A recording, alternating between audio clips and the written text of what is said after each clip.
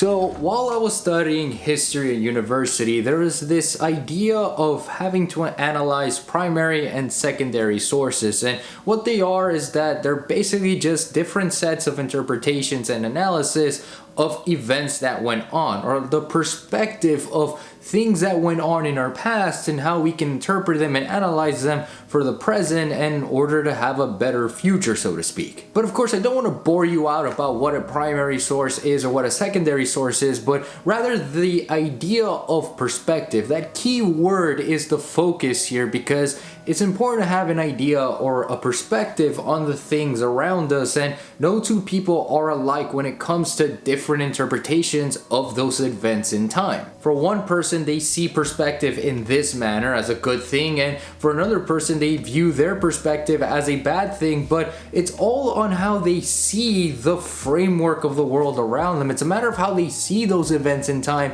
or how they see their lives, that makes their perspectives so unique and very individualistic, but also something that could greatly benefit them or sadly greatly harm them. And that's something that we clearly do not want in our lives, right? And so much like the primary and secondary sources in history and in other sciences out there, the idea of perspective is so unique to us because we get to see and view the world to how we want to view it. If we view these things as negative, then we're going to view them as negative unless something changes along the way and shifts our perspective and then demonstrates back to us that no, what you saw was perhaps wrong, or at least what you saw back then isn't something that isn't the same as it is now. And when we see that, and when we also talk to people and understand their perspectives on life and how they came to those conclusions and how they came to those experiences, you'll realize that the world isn't as black and white as what the mainstream media is trying to do nowadays. And so what I say is that embrace the perspectives, embrace the different viewpoints of society that's out there and why people came to those conclusions and to those perspectives, because trust me,